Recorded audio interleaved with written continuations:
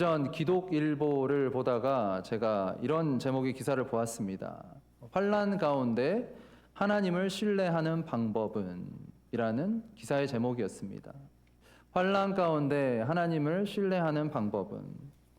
우리의 지식으로는 하나님이 나의 보호자라는 것을 알고 있습니다.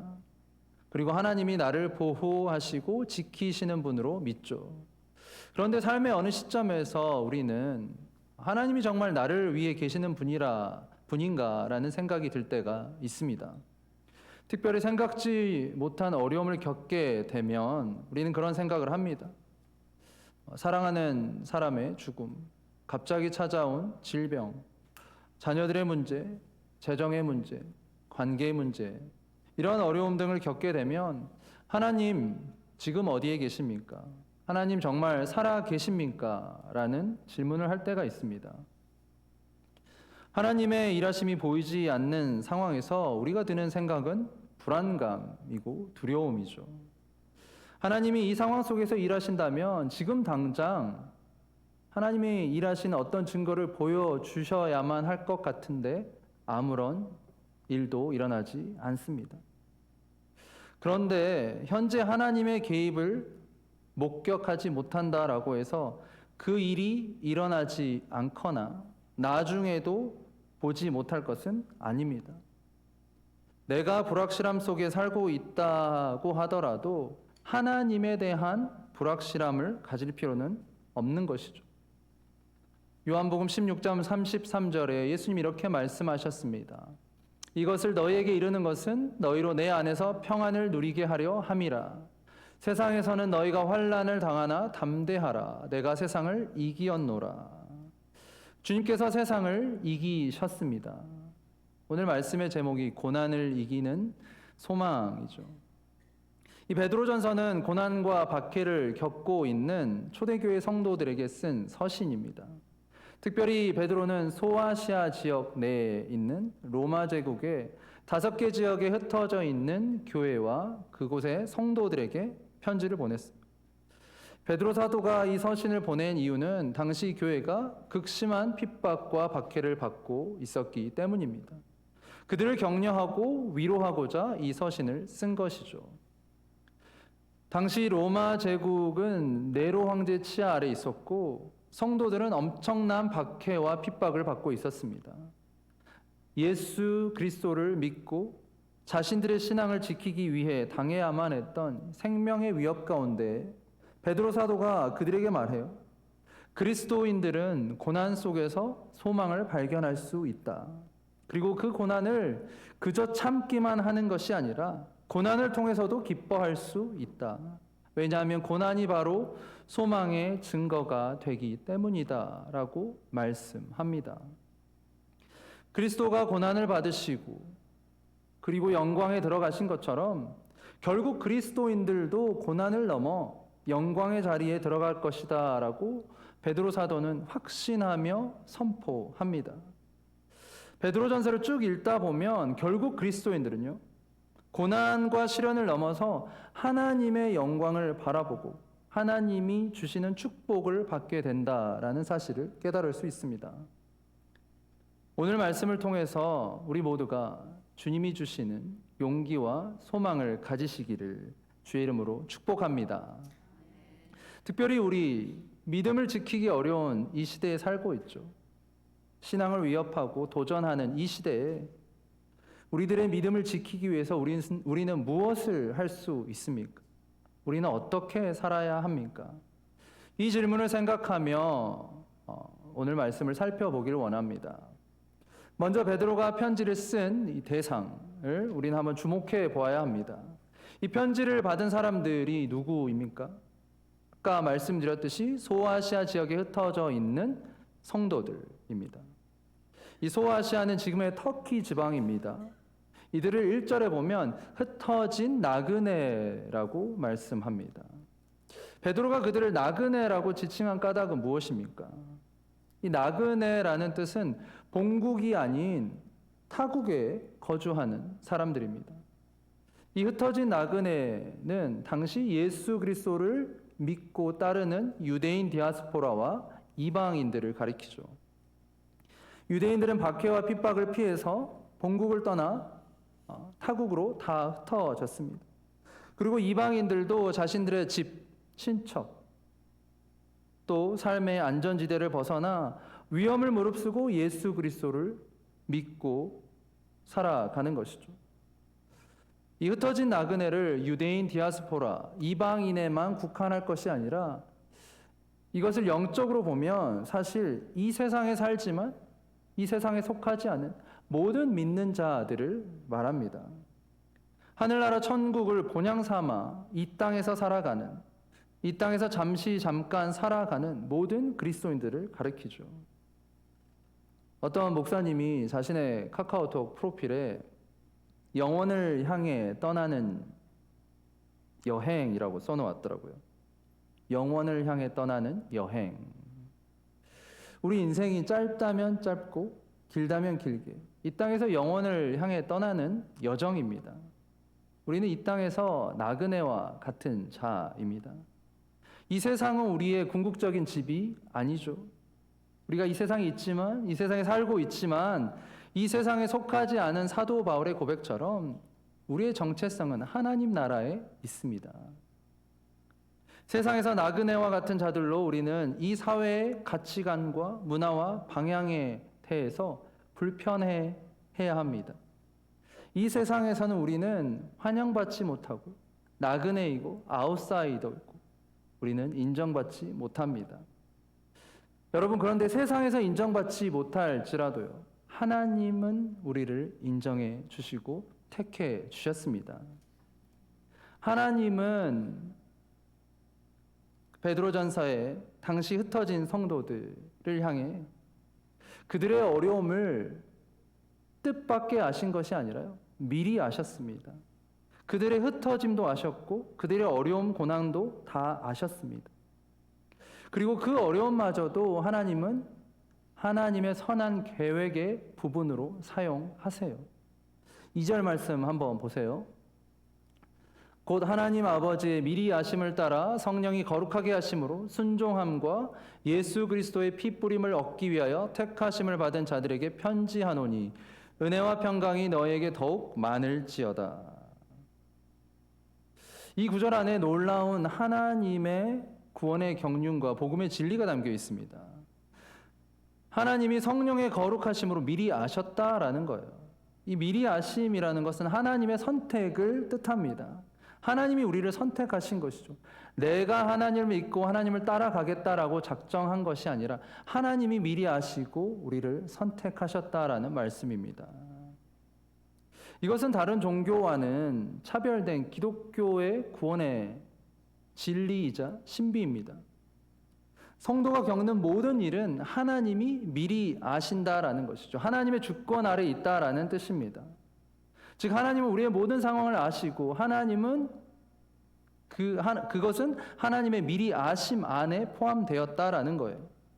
우리의 구원이나 영생도 하나님이 미리 아시지만 우리가 겪는 고난이나 시련도 하나님이 미리 아신다라는 말씀입니다. 그렇기 때문에 베드로 사도가 이 흩어져 있는 성도들, 시련과 고난을 당하고 있는 성도들에게 뭐라고 안부 인사를 합니까? 2절 뒷부분에 보면 은혜와 평강이 너에게 더욱 많을지어다. 은혜와 평강이 너에게 더욱 많을지어다. 분명히 지금 두려움과 고난과 시련을 겪는 성도들에게 여러분에게 하나님의 은혜와 평강이 더욱 많을 것입니다. 여러분, 고난의 끝에 더욱 풍성한 하나님의 은혜와 평강이 넘칠 것입니다 라고 확신하고 선포하고 있습니다. 여러분, 우리의 소망은 하나님으로부터 나오심을 믿으십니까? 이제 3절부터는요, 예수 그리스도가 우리의 산 소망이 되심을 베드로 사도가 강조합니다. 예수 그리스도의 죽음, 다시 사심, 그 안에 우리의 산 소망이 있다라는 것이죠. 원래 우리는 죽을 수밖에 없는 존재였습니다. 죄의 결과는, 죄의 삭은 사망입니다. 두려움과 절망 가운데 살아갈 수밖에 없는 죄인이었어요. 그러나 하나님의 전적인 긍휼과 은혜로 인해 구원받았습니다. 예수 그리스도의 죽음, 그 부활하심으로 인해 우리가 산 소망을 받게 된 것입니다. 그런데 보면요, 인간은 예수님 안에 소망을 두는 것보다 살아가면서 끊임없이 무엇인가를 갈망합니다. 많은 사람들이 돈을 갈망하기도 하고, 많은 사람들이 지위나 명예를 갈망하기도 하고, 많은 사람들이 지식을 추구하기도 합니다. 어떤 사람을 사랑을 원하고 건강을 추구하기도 합니다. 여러분, 이것들의 공통점은 무엇입니까? 이것들의 공통점은 결국 언젠가는 썩어져 없어질 것이다 라는 거예요. 우리가 언젠가 죽게 될 때 이 모든 것은 결코 우리가 움켜쥘 수 없습니다. 죽을 때는 가져갈 수 없습니다. 그러나 우리가 죽지만 움켜쥐고 붙잡을 수 있는 무엇인가가 있습니다. 그것은 예수 안에 소망이라는 거예요. 예수님의 부활로 인해 주어진 소망, 그 소망은 죽음을 넘어서는 것입니다. 예수님이 주신 소망이 참 소망입니다. 왜냐하면 그 소망은 이 땅에 속한 소망이 아니라 하늘에 속한 소망이기 때문입니다. 예수님이 주신 소망은요, 잠시 이 땅에서 얻는 어떤 만족이 아니라 영원한 만족입니다. 우리의 궁극적인 소망, 참 소망은 예수 그리스도로부터 나옵니다. 이 땅의 가치를 두고 우리가 살아가면 소망 없는 인생을 살아가는 것이죠. 여러분, 이 땅의 가치는요, 물질의 바탕을 두고 있습니다. 그러나 우리 믿는 자들은 영원한 소망을 두고 살아가기에 이 세상 어떤 고난이 다가와도요, 우리의 소망을 꺾지 못한다는 것입니다. 이제 6절에 보면 성도들은 세상에 살면서 여러 가지 시련을 겪게 되지만 도리어 하나님 안에서 기뻐할 수 있다라고 말씀합니다. 6절 말씀. 그러므로 너희가 이제 여러 가지 시험으로 말미암아 잠깐 근심하게 되지 않을 수 없으나 오히려 크게 기뻐하는도다. 여러분, 믿는 자들이 겪는 고난과 시련, 하나님이 우리의 믿음을 테스트하신 것으로 생각해야 합니다. 고난과 시련을 겪을 때 하나님이 우리의 믿음을 테스트하신 것으로 여러분 생각하십시오. 하나님이 우리의 믿음을 테스트하시는데 그 믿음의 테스트는 잠깐입니다. 잠시 시험을 통과해야 하고 그 시험을 통과하는 자들에게 하나님은 반드시 축복을 보상으로 해 주십니다. 6절에 여러 가지 시험이라고 쓰였는데 이것을 원어로 보면 시련이라는 뜻입니다. 하나님이 믿음의 연단을 위해 잠시 믿는 자들이 겪어야 하는 시간을 말합니다. 시련과 시험은 다릅니다. 시련은 하나님이 성도들에게 믿음의 연단을 위해 주시는 시간입니다. 테스트예요. 이것은 유혹이 아닙니다. 유혹은 성도의 신앙을 빼앗기 위한 것이죠. 마귀가 성도들의 믿음을 빼앗기 위해 하는 시험은 유혹입니다. 마귀가 예수님을 3번 시험했죠. 이것은 유혹이었습니다. 그러나 하나님이 믿는 자들에게 주시는 연단, 시련이에요. 시련. 고린도전서 10장 13절에 보면 이렇게 말씀합니다. 새번역 성경으로요. 여러분, 사람이 흔히 겪는 시련 밖에 다른 시련을 당한 적이 없습니다. 하나님은 신실하십니다. 여러분이 감당할 수 있는 능력 이상으로 시련을 겪는 것을 하나님은 허락하지 않으십니다. 하나님께서는 시련과 함께 그것을 벗어날 길도 마련해 주셔서 여러분이 그 시련을 견디어낼 수 있게 해 주십니다. 아멘. 하나님은 우리가 시련을 당할 때 그 시련을 견딜 수 있을 뿐만 아니라 그 시련을 벗어날 길도 마련해 주신다라고 말씀해 주세요. 여러분, 우리가 시련을 당할 때 하나님이 우리에게 바라시는 삶의 태도, 마음의 자세는 무엇입니까? 기뻐해야 한다라는 거예요. 기뻐해야 한다는 것. 그 이유는 우리의 시험은요, 영원하지 않기 때문입니다. 우리의 시험은 영원하지 않고 우리의 산 소망이 예수님께 있기 때문입니다. 우리가 이 시험을 통과하면 반드시 하나님은 그에 합당한 보상과 축복을 해 주십니다. 베니 파사드라는 인도의 선교사이자 뮤지션이 있습니다. 그가 16살 때 의사가 6개월밖에 살지 못할 것이라고 시한부 선고를 내렸습니다. 베니는 어려서부터 이제 천식을 앓고 있었는데 2살 때부터 잘못된 약을 복용해서 16살 때 이미 폐 60%가 망가지고 이제 면역 체계가 다 무너졌습니다. 집에서도 이제 그를 포기하고 쓸모없는 자로 여겼어요. 결국 학교에서도 쫓겨났습니다. 그는 자신이 정말 실패자라고 생각했습니다. 그래서 자살을 시도하려고 했어요. 그러다가 극적으로 예수님을 만나게 되었습니다. 예수님은 베니에게 너의 성치 않은 그 몸을 나에게 바쳐라 라고 말씀하셨습니다. 그러자 그가 주님, 제 병든 몸을 가지고 무엇을 하시게요? 라고 묻자 주님이 내가 너를 나의 영광의 도구로 사용하겠다라고 말씀하셨습니다. 그리고 그는 그의 인생을 주님께 드렸습니다. 2002년에 주님이 그에게 말씀하셨습니다. 이제 너는 전 세계 모든 나라를 가게 될 것이다 라고 말씀하셨어요. 그때 베니가 주님, 저는 돈도 없고 가진 것도 없는데 제가 어떻게 그렇게 할 수 있겠습니까? 당시 베니의 소원은 단 한 나라라도 가보는 것이었어요. 외국에 한 번이라도 가보는 것이었습니다. 예수님이 그에게 내가 너를 위해 일할 테이니 너는 나를 신뢰하라 라고 말씀하셨습니다. 주님이 그에게 지혜를 주셨습니다. 그가 화면에 보시면 나오는데 전 세계에서 최초로 기타에 이제 드럼이 들어간 장착된 이 악기를 개발을 했어요. 봉고가 들어간 기타인데 이제 그 기타로 하나님을 찬양하기 시작했습니다. 2004년 아테네 올림픽 개막식 연주에도 참석을 해서 연주를 하게 되었고 그 외에도 1년에 수십 개의 나라를 방문하며 하나님을 찬양하기 시작했습니다. 그리고 2010년 6년 6개월 만에 전 세계 모든 나라, 북극과 남극을 포함한 전 세계 모든 나라를 방문하며 기네스북을 세웠습니다. 수많은 전 세계 기자들이 앞다투어서 그를 인터뷰했고요. 그가 하나님께 모든 영광을 돌렸습니다. 하나님께 모든 영광을 돌리며 예수님이 저에게 찾아오셔서 저를 구원해 주시고 생명을 주셨습니다. 예수님이 소망 없는 저에게 찾아오셔서 산 소망이 되어 주셨습니다. 세상은 저를 쓸모없는 자라고 여겼지만 예수님은 저를 구원해 주시고 저에게 소망이 되셨습니다라고 그렇게 하나님께 영광을 돌렸습니다. 예수님은 우리 믿는 모든 자의 산 소망이 되시는 분이십니다. 여러분, 우리의 믿음은 하나님을 일하시게 하는 원동력이 된다라는 거예요. 이제 7절부터 보면요. 7절 너희 믿음의 확실함은 불로 연단하여도 없어질 금보다 더 귀하여 예수 그리스도께서 나타나실 때 칭찬과 영광과 존귀를 얻게 할 것이니라. 8절 예수를 너희가 보지 못하였으나 사랑하는도다. 이제도 보지 못하나 믿고 말할 수 없는 영광스러운 즐거움으로 기뻐하니 믿음의 결국 곧 영혼의 구원을 받음이라. 아멘. 하나님은 우리의 믿음을 통해서 일하십니다.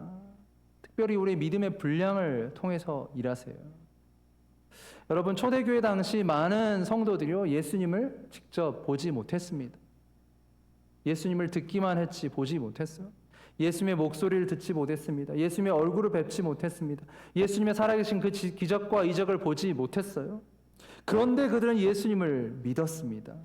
보지 못하나 믿고 말할 수 없는 영광스러운 즐거움으로 기뻐하니 보지 못했지만 믿는 믿음, 하나님이 사용하시는, 하나님이 일하시는 믿음이었습니다. 때로는 우리는 아는 것만 믿으려고 하죠. 알고 이해되는 것만을 믿으려고 하는 경향이 있습니다. 내 눈에 보이는 것만을, 내가 지식적으로 경험한 것만을 믿으려고 하는 것. 어쩌면 하나님 보시기에 그것은 편협하고 내 이기적인 믿음이라는 거예요. 믿음은 바라는 것들의 실상이요 보이지 않는 것들의 증거니라고 말씀하셨습니다. 우리의 작은 믿음, 겨자씨만한 믿음이 있다면 이 산을 들어서 저 바다에 던지우라 해도 던져질 것이다 라고 말씀하셨습니다. 여러분, 성도가 겪는 시험은요 결코 영원하지 않습니다. 일시적입니다. 시험과 연단을 견디고 이겨내면 하나님께서 반드시 축복해 주십니다. 그것이 하나님 나라의 원리이고 하나님께서 성경에 말씀해 주신 약속입니다. 우리 믿음의 조상들이 그러한 약속을 하나님으로부터 받았어요. 예수님은 고난 중에 우리의 산 소망이 되시는 분이십니다. 혹시 여러분들 지금 고난 가운데 있으십니까? 그 고난이 고난으로 끝나지 않도록 해야 합니다. 여러분, 그 고난 가운데서도 주님은 일하고 계십니다. 고난을 통해서, 시련을 통해서 나의 믿음이 더 자라나야 합니다. 내가 더 주님을 붙잡는 계기가 되어야 합니다. 고난 중에도 예수님 한 분이면 충분합니다.